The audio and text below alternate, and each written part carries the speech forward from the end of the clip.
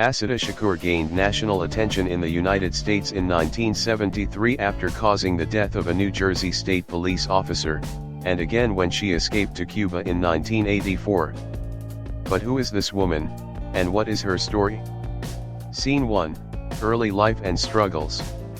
Born Joanne Deborah Byron on July 16, 1947, in Queens, New York, Assata Shakur's early life was shaped by the fierce winds of social and racial divides that swept through America in the mid-20th century. New York, a city teeming with energy, dreams, and opportunities, was also deeply divided. In the 1940s and 1950s, racial inequality wasn't just a subtle undertone, it was built into the city's very fabric.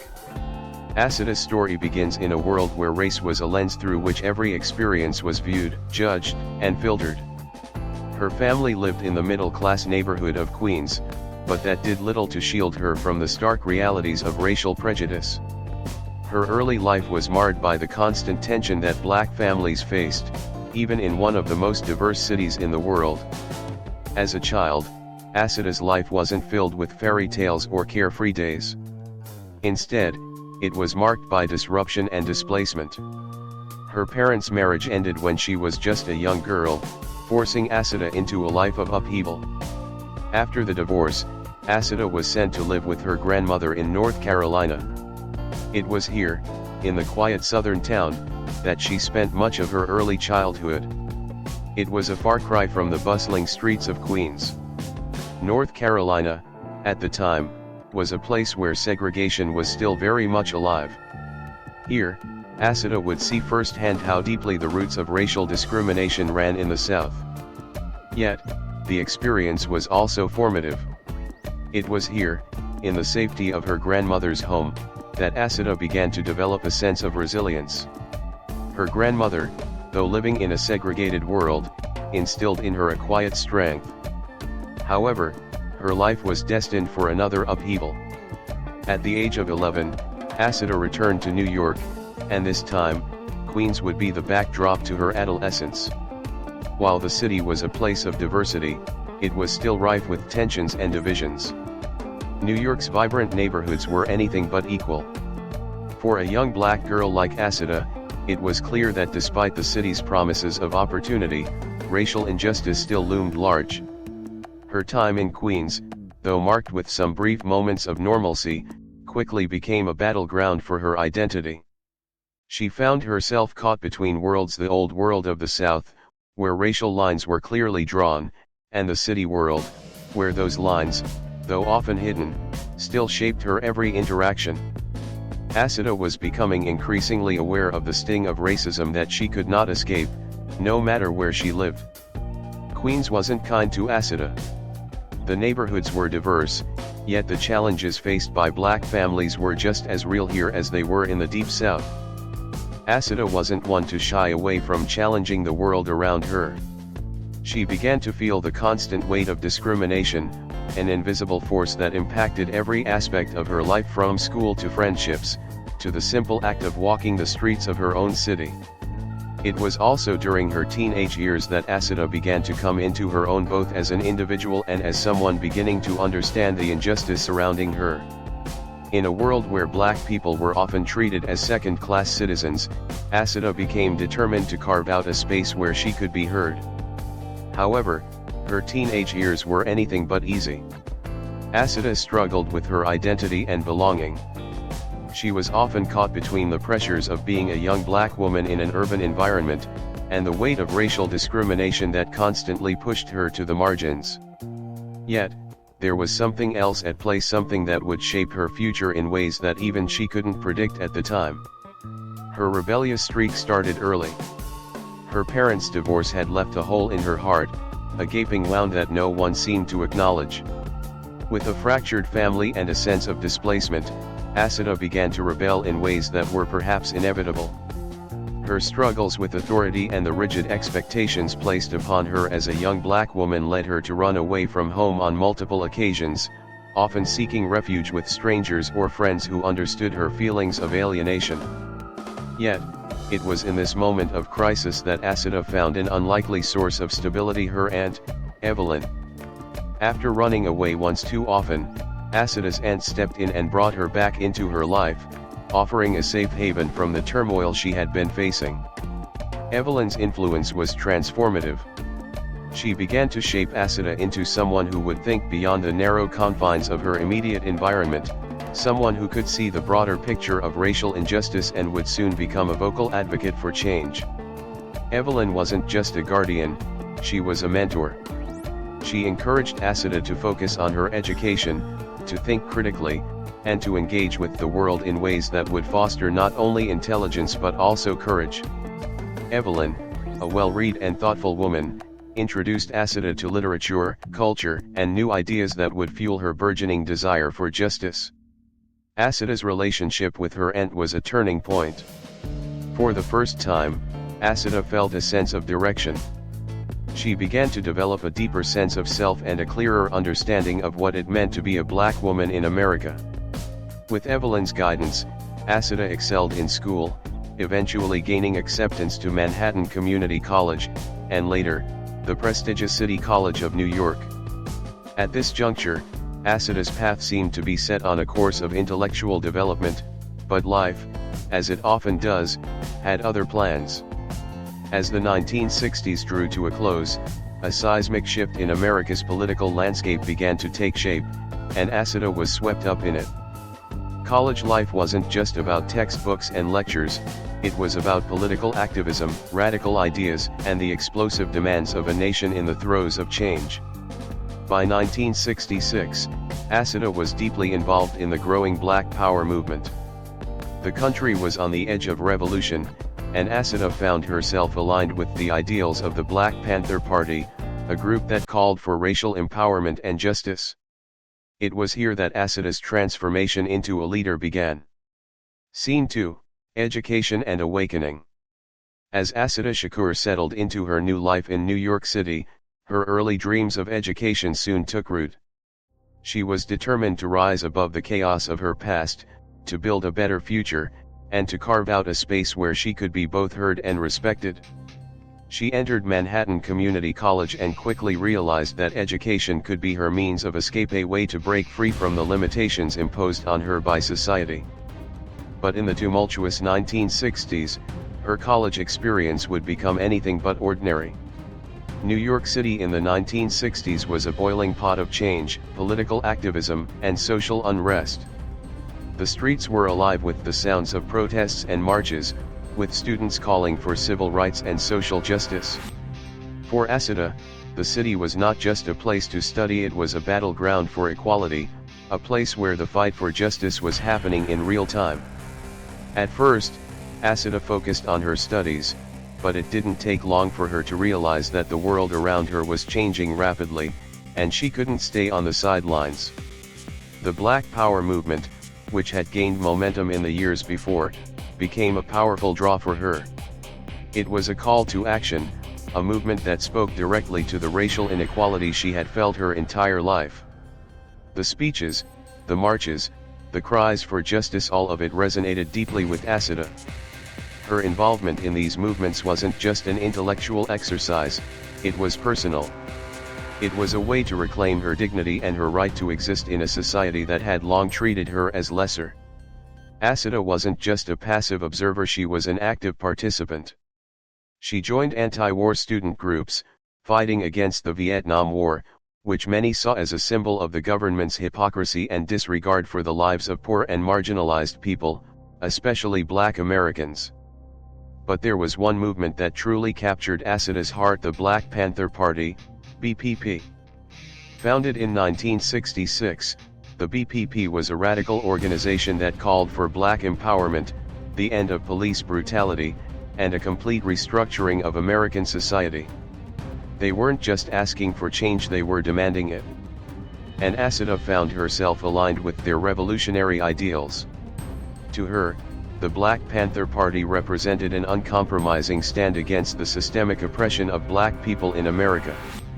As a young woman navigating the turbulence of both race and gender in a deeply divided America, Assata was drawn to the Black Panther Party's vision for a future where Black people didn't just survive, they thrived. The party's emphasis on self-defense, equality, and empowerment spoke to Assata's desire for a life where she wouldn't be marginalized, where her voice would be heard, and where her community would be uplifted. Assata's decision to join the Black Panther Party was not one made lightly. It was a radical step that would change the course of her life forever. The BPP was seen by many as a threat, and by joining, Assata became a part of a movement that was not just advocating for civil rights but challenging the very structure of American society. But for Assata, this was a moment of clarity. This was where she felt she could make a difference, where her voice could truly matter. During her time with the BPP, Assata worked tirelessly to expand the organization's programs, particularly the free breakfast program, which served meals to black children across the country. The free breakfast program wasn't just about food, it was a powerful tool for outreach, bringing black communities together and showing them that the Black Panther Party wasn't just about fighting for power, it was about uplifting those who had been neglected by society. As Assata became more immersed in the work of the BPP, she quickly realized the depth of the challenges she was facing. The racism that had shaped her childhood was still alive and well in American society, but now it was something she was actively fighting against. The personal transformation she underwent was profound. She was no longer just a young woman with dreams of a better life. She had become a part of something much larger, a movement that called for nothing less than the complete dismantling of oppressive systems. Despite the challenges and the personal sacrifices, Assata found a sense of purpose in the struggle. She wasn't just fighting for herself, she was fighting for the community, for her brothers and sisters who had been denied their rights, their freedom, and their humanity. This was the beginning of a radical shift in Assata's life, one that would set her on a path of resistance, rebellion, and, ultimately, the struggle for her own freedom. But the world Assata was stepping into wasn't one that welcomed her passion. As the BPP gained more attention, it also became more targeted. The FBI, local police, and government officials saw the party as a dangerous threat to the status quo. And soon, Assata would find herself on a collision course with the very system she had sought to change.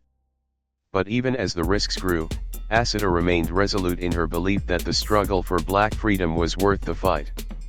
Her education had evolved from the pages of textbooks to the harsh lessons of activism and rebellion, and she was ready for what came next. Scene 3, The Black Panther Party and Radical Change.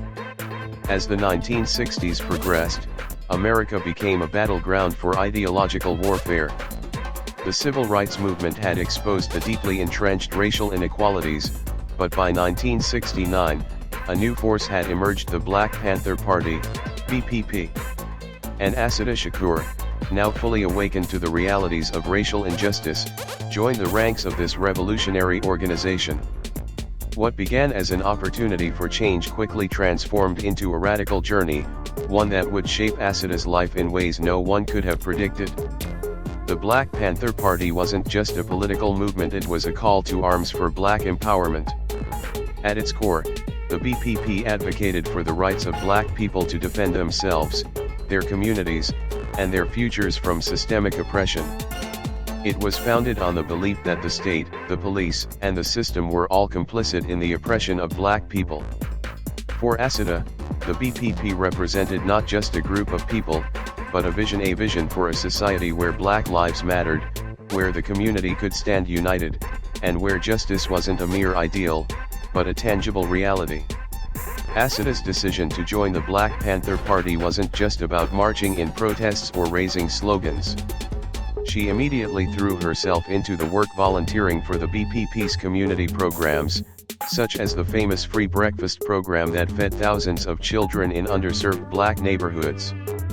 These programs weren't just about providing food, they were about giving children hope, about showing them that they weren't invisible, that they were worthy of care, attention, and support. It was an act of resistance, one meal at a time. But Assata's role in the Black Panther Party didn't stop there. As she continued to work on the ground level, her involvement deepened. She wasn't just organizing breakfast programs, she became a vocal advocate for the party's broader mission of fighting systemic oppression through radical change. In a society that demanded assimilation, the Black Panther Party rejected the status quo, calling instead for a black-led, independent nation free from the shackles of white supremacy. While many were content with mild reforms, the Panthers, and Assata herself, understood that the fight for freedom was not just about integrating into an unequal system, it was about revolution. It was about creating a new world where black people could thrive without fear of violence, discrimination, or exploitation. This new vision wasn't something that could be achieved through peaceful protest alone. It would take radical actions, drastic steps, and, for some, even violence to confront the violence that had been perpetuated against black people for centuries. Assata's activism led her down a dangerous path. In 1971, she joined the Black Liberation Army, BLA, a separatist militant group that advocated for the establishment of an independent black nation. The BLA was, to many, a direct continuation of the Panthers' ideas, though far more extreme in its approach. The group believed that the government, the police, and the system itself were irredeemable. The only way forward, in their view, was through violent resistance. The BLA's tactics, which included armed robberies, attacks on police officers, and other militant actions, made it a target of the federal government. Yet, for Assata, the BLA wasn't about mindless violence, it was about direct action against a system that refused to acknowledge the humanity of black people. These were perilous times. The 1960s and 1970s were marked by the radicalization of youth across America. Young people were no longer willing to accept the old narratives, the old systems. They were tired of the polite protests and demands for civil rights that were often met with violence and indifference. The Black Panther Party, with its revolutionary ideology and defiant stance, was seen by some as an inspiration and by others as a dangerous threat. For Assata, joining the BLA was a natural progression. It wasn't enough to merely speak out against injustice, it was time to act. As the BLA's armed activities grew, so did the risks. Assata, by now fully immersed in the world of radical activism, understood that the stakes were higher than ever. She had crossed the line from being a community organizer to someone who would be seen as a direct threat to the government's power structure. But it wasn't just about fighting for black power, it was about self-preservation in a world that had long denied Assata's right to live freely. In the eyes of many, the BLA was not just a militant group, it was a last-ditch attempt to secure freedom for black people in an America that had failed them at every turn. The government's response, however, was swift and unrelenting. They branded the BLA as a terrorist group, with Assata Shakur's name quickly rising to the top of the FBI's most wanted list. Assata, however, was no stranger to being hunted. She knew that, as a leader of the Black Panther Party and the Black Liberation Army, her life was in constant danger. The police, the FBI, and the state were closing in.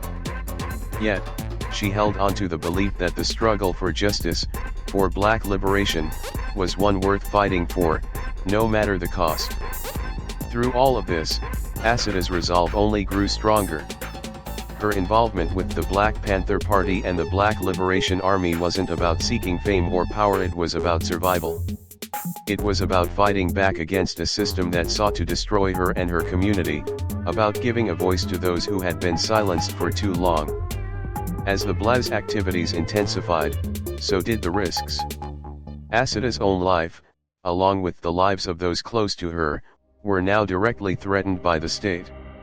And while the government viewed her as a terrorist, Assata saw herself as a freedom fighter, battling for a future where black people would no longer have to live under the weight of oppression. Scene 4, a violent escalation. As the 1970s progressed, tensions in Assata Shakur's life reached a boiling point. Her journey, which had begun with a fight for equality and empowerment, had now led her into the most dangerous of circumstances.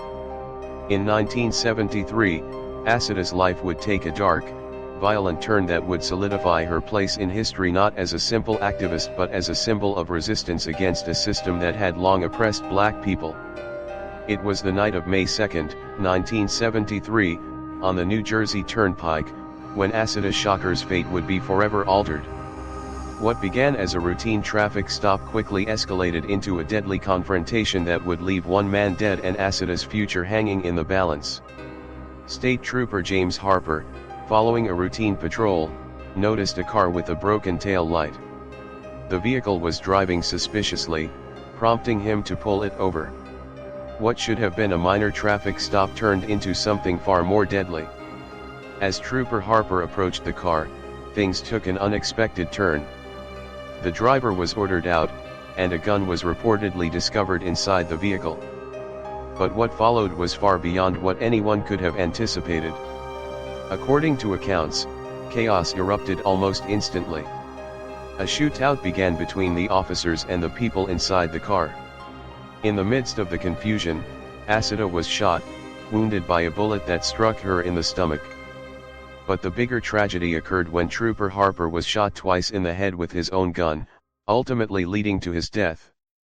The officers on the scene quickly realized that this was no ordinary traffic stop gone wrong. What started as a routine stop had turned into a deadly confrontation.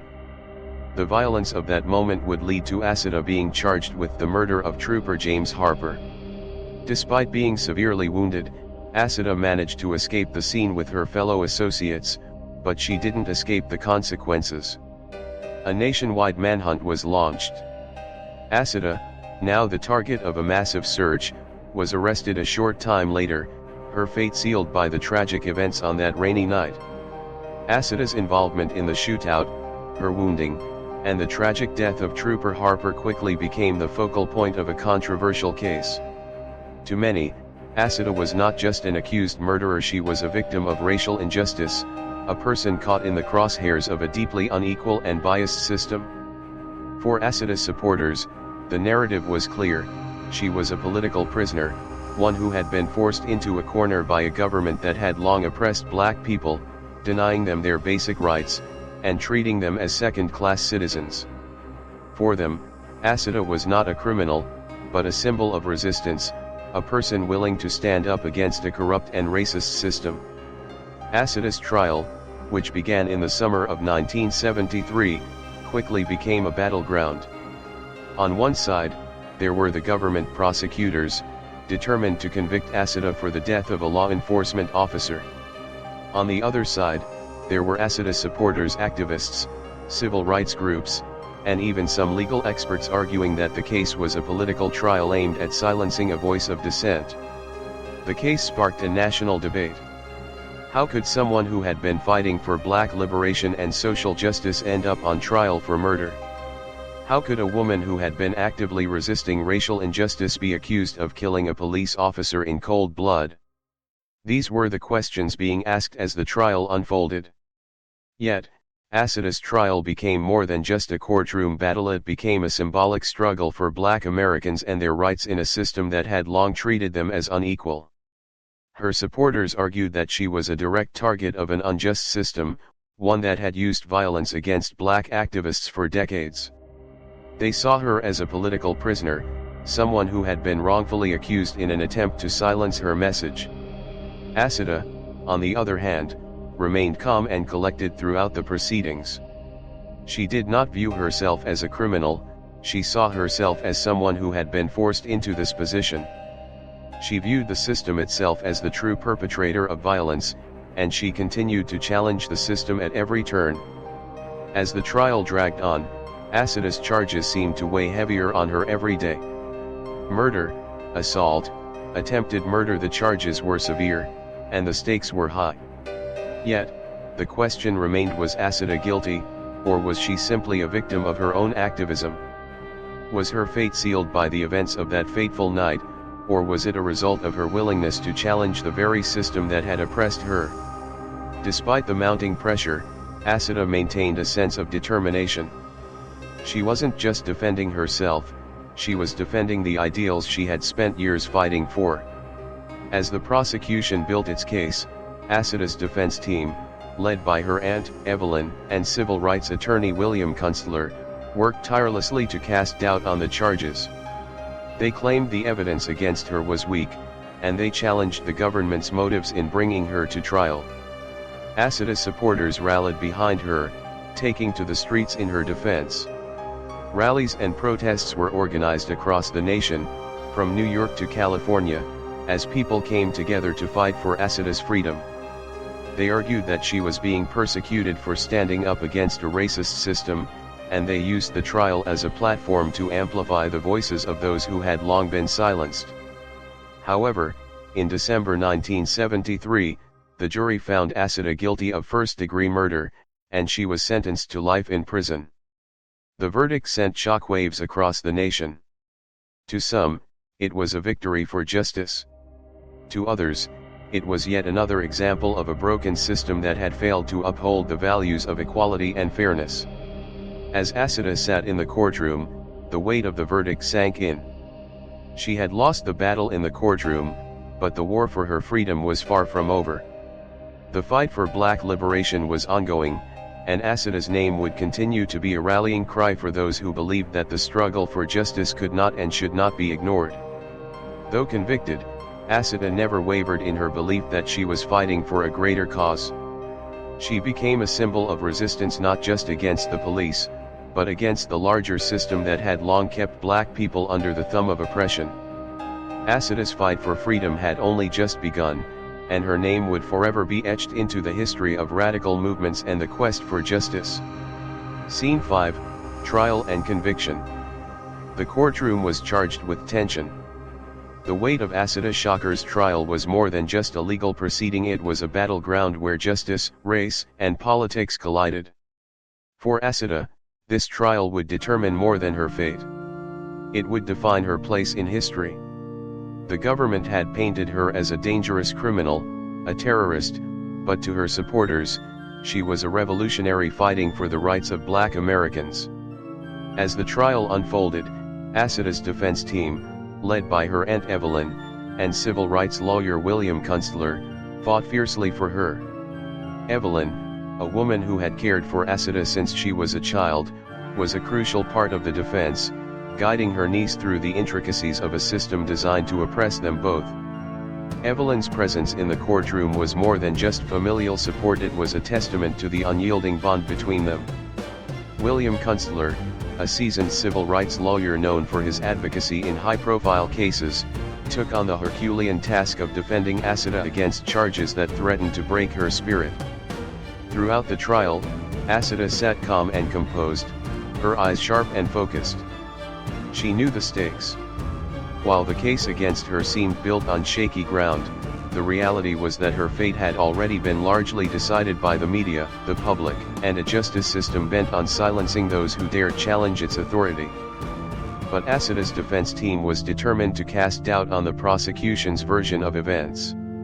They argued that the charges were politically motivated, that Assata was being persecuted for her activism, for her refusal to conform, for standing up against a system of racial oppression. As the trial progressed, the New Jersey Turnpike case, in which Assata was accused of murdering State Trooper James Harper, became the centerpiece of the prosecution's argument.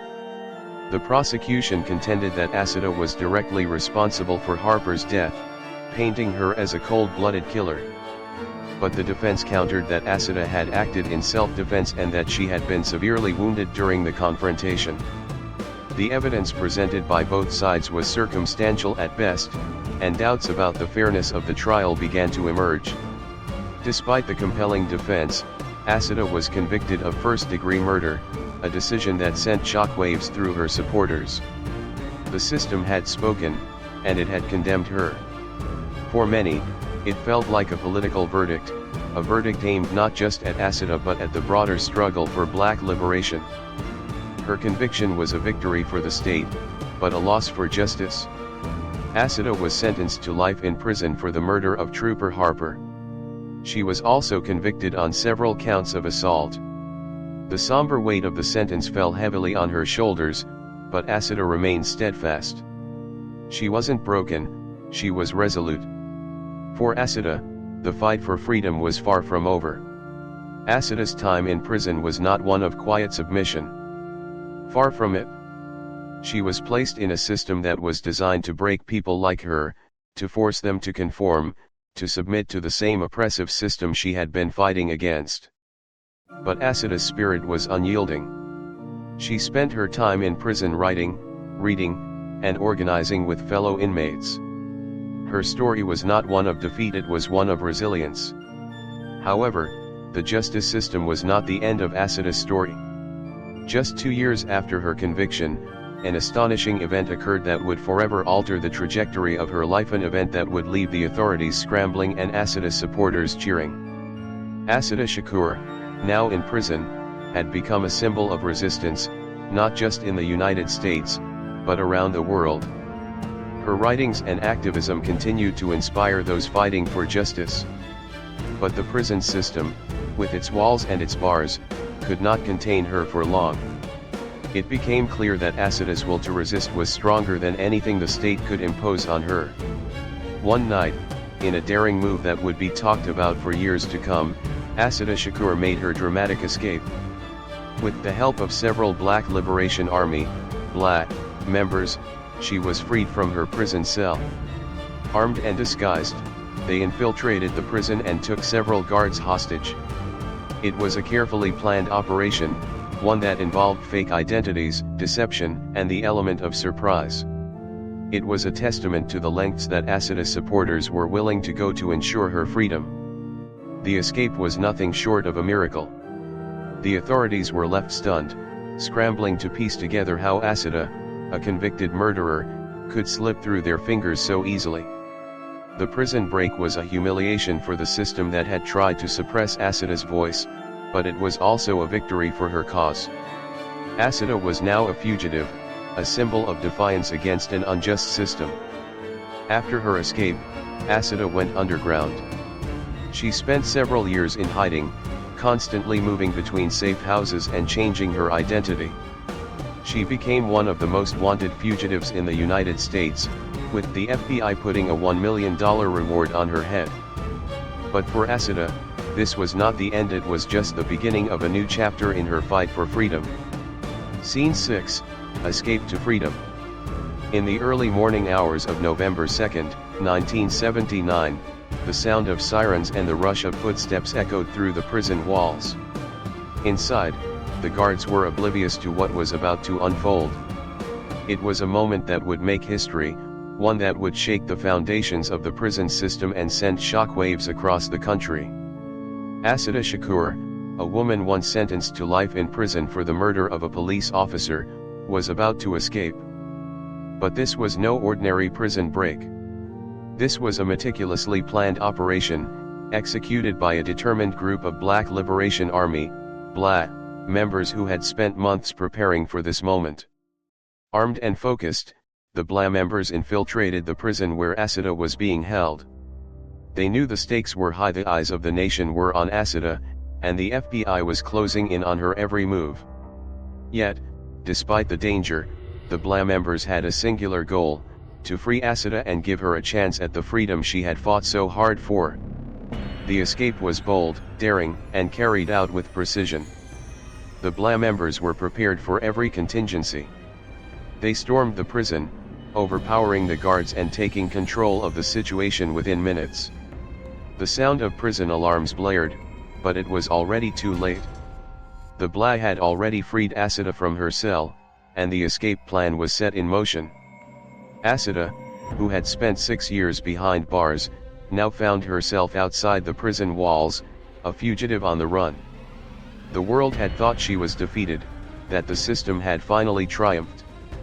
But Assata wasn't finished, not by a long shot. With the help of her comrades, she had reclaimed her freedom, but the cost would be steep. The manhunt that followed was massive. The FBI, law enforcement agencies across the country, and the media all launched a relentless search for Assata. The news spread like wildfire: the notorious fugitive, Assata Shakur, had escaped from prison. Authorities were determined to catch her, but Assata was no ordinary criminal. She wasn't simply running from the law, she was running toward a cause, a fight for justice that she had been unwilling to abandon. For 5 years, Assata lived in hiding, constantly on the move. She relied on a network of trusted allies who helped her evade capture, providing her with safe houses and false identities. New Jersey, Pennsylvania, and various other states became her temporary homes as she made her way from one location to another, always one step ahead of the authorities. Her life was a constant game of cat and mouse, but Assata had something that few fugitives did resolve. During those years, Assata's life was far from easy. She was forced to live in the shadows, constantly fearing that the next knock on the door might be the one that led to her capture. Yet, through it all, Assata remained undeterred. She knew that her fight was not just for her own freedom, but for the black liberation that she had spent her life advocating for.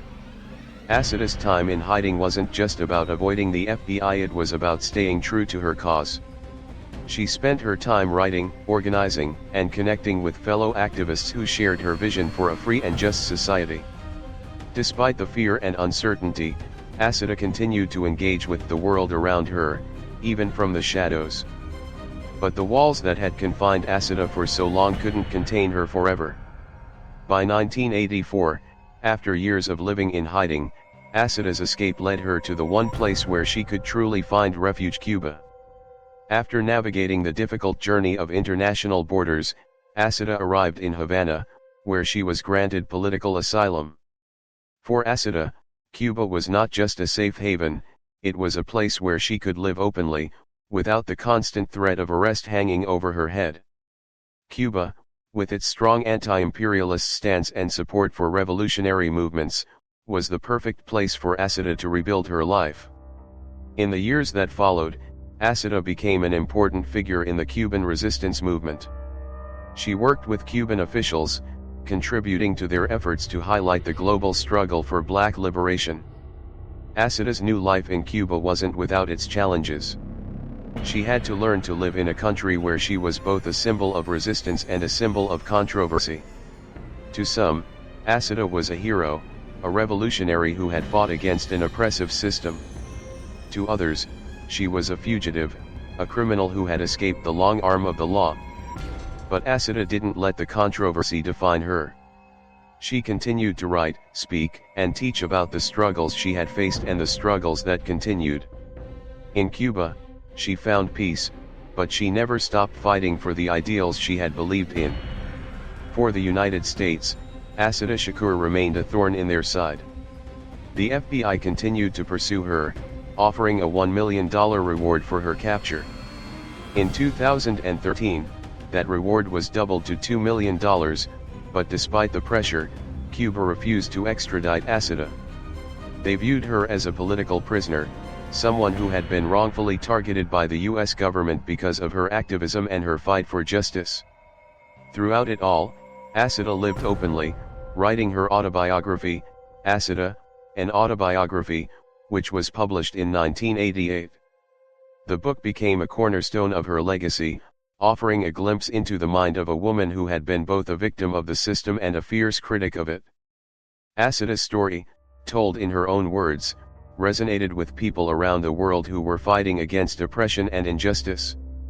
Assata's escape to freedom was not the end of her story, it was a new beginning. For Assata, the fight for liberation, for justice, and for equality continued. As she settled into her new life in Cuba, she remained a figurehead for revolutionary movements around the world, inspiring others to stand up against injustice in their own countries. Though she had been forced to flee, Assata Shakur's legacy would live on. She was no longer just a name on a wanted poster. She had become a symbol of resistance, a symbol of what it meant to fight against the odds, to stand up for what was right, even in the face of overwhelming opposition. Scene 7, Life in Exile and Legacy.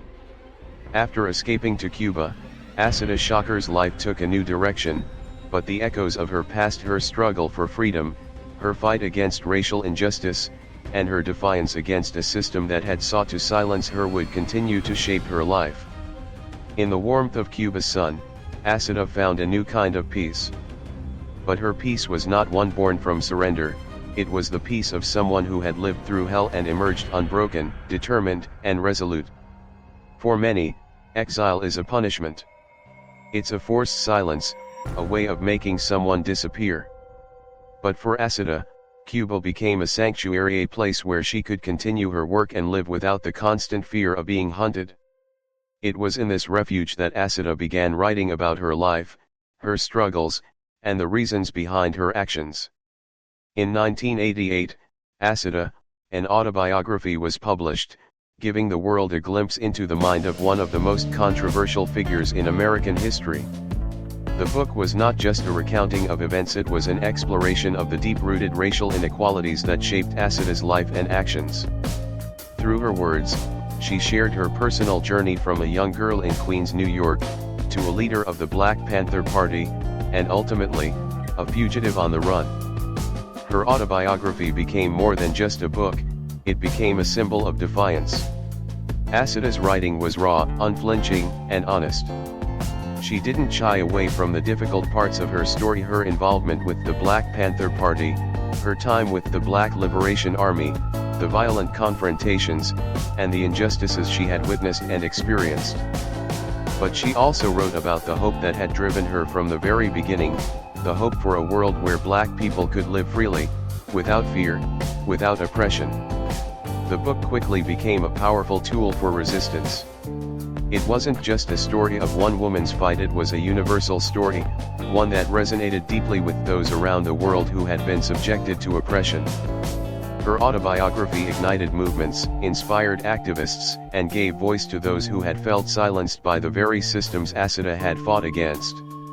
Her words were not just a defense of her actions, they were a call to action for others.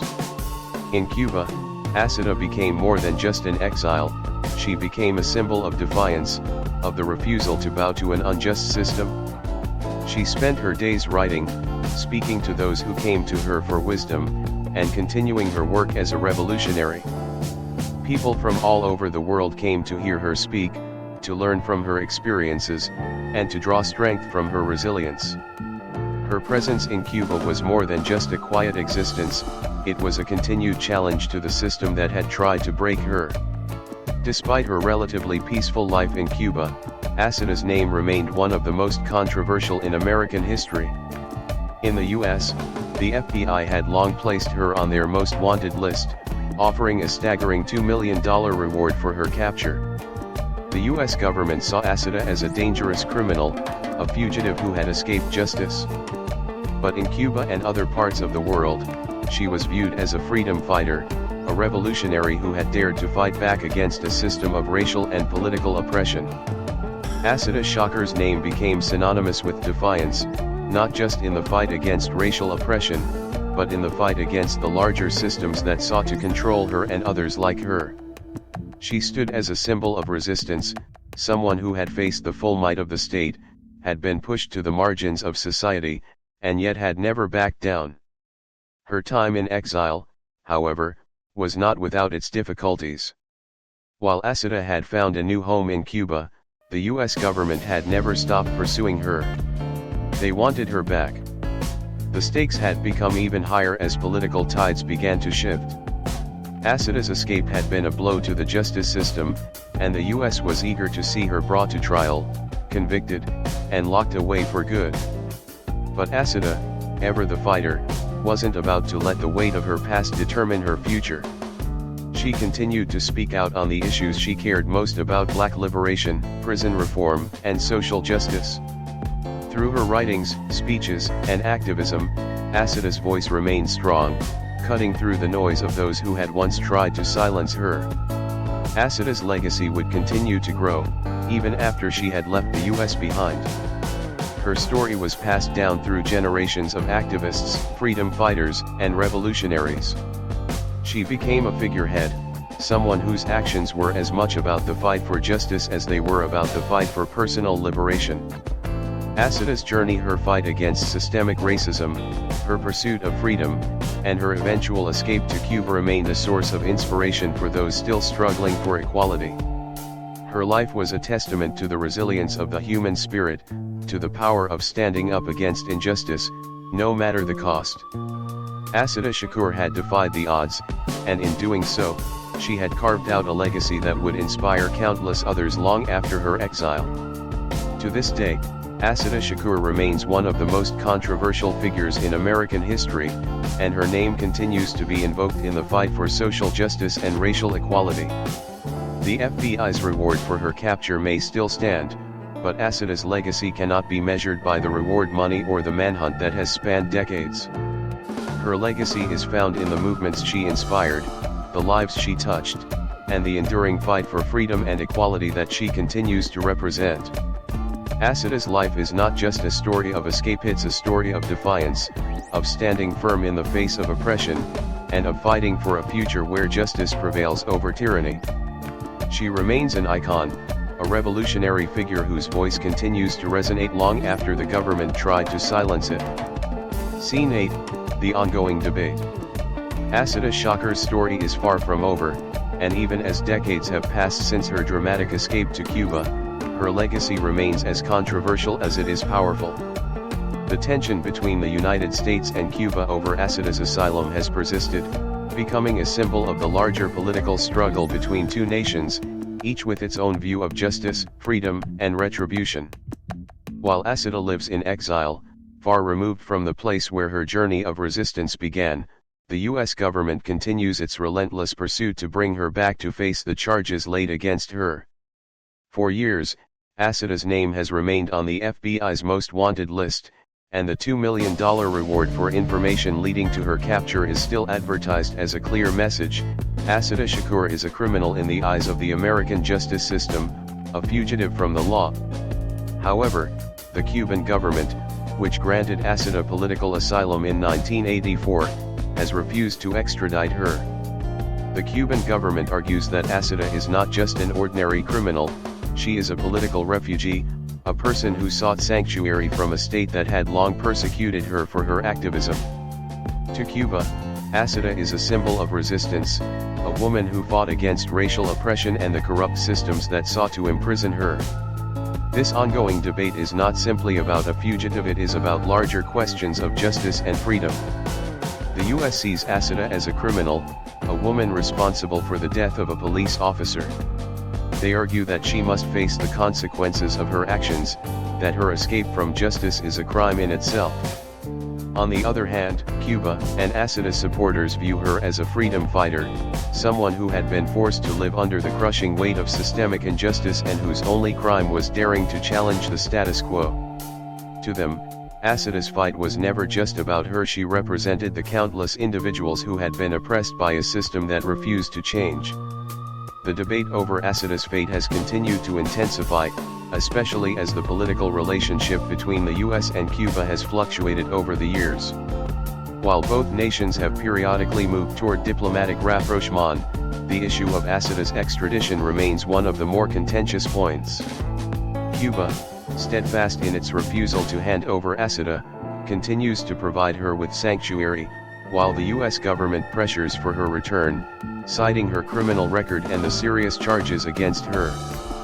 But Assata's case goes beyond just political asylum, it speaks to the deep divide that still exists within society, particularly in the US, where racial inequality and police violence are still glaring issues. Assata's escape and her life in exile are reminders of how far-reaching the consequences of systemic injustice can be. Her life, once marked by resistance, continues to spark debate about the role of activism, the pursuit of justice, and the need for a reimagined system that can truly be equitable for all. Over the years, Assata's name has become a symbol of defiance, not just against the specific government that targeted her, but against the systemic oppression faced by millions of Black people across the globe. Her story is the story of countless others who have fought, sometimes violently, for their rights in a world that has systematically denied them. And while Assata remains one of the most controversial figures in American history, her legacy has sparked a conversation that cannot be ignored. As protests for racial justice continue across the U.S. today, the conversation around Assata's case has found new relevance. The struggles that Assata faced, racial profiling, police violence, the erosion of Black civil rights, are far from over. They are as relevant now as they were in the 1960s and 1970s, and they have become even more pronounced in today's world of mass incarceration, police brutality, and racial inequality. Assata's life has also become intertwined with movements for Black liberation and Black empowerment, particularly within the broader struggle for justice in America. Her name continues to be invoked in demonstrations, and her autobiography, Assata, an autobiography, remains an essential text for activists and revolutionaries around the world. Her iconic phrase, "Still black, still strong," encapsulates not only her personal resilience but also the enduring strength of those who have been oppressed for centuries. In the face of immense adversity, Assata's spirit remains unbroken, a testament to the power of resistance and the ongoing fight for freedom. Even as the political landscape changes, the debate over Assata's actions and her place in history is far from settled. There are those who believe that the US government's pursuit of Assata is justified. After all, she was convicted of murder, and the state has a right to see justice served. But for others, her capture is a matter of political retribution. They argue that Assata's actions were born out of a desperate need to fight for justice in a society that refused to acknowledge her humanity, and that her so-called crime was in fact an act of resistance to the system's deep-rooted racism. Assata Shakur's story raises fundamental questions about justice. What happens when the system tasked with upholding the law becomes the very thing that oppresses and persecutes those it is supposed to protect? Can someone who stands up against that system, who fights back when the system refuses to change, ever be truly guilty? And in a world where justice is often selective, how do we define who is the true criminal? Despite being a fugitive, Assata's legacy is undeniable. Her life continues to spark important conversations about the nature of justice, the persistence of racial inequality, and the meaning of freedom in a world that often denies it. The fight for Assata's freedom, the questions surrounding her extradition, and the political debates around her case have forced society to confront uncomfortable truths about the systems that govern us and the struggles of those who dare to challenge them. Assata Shakur remains a controversial figure, but in the hearts of many, she represents something far more than a fugitive on the run. She represents the unwavering spirit of defiance, the refusal to bow down to injustice, and the unyielding demand for freedom that still resonates today.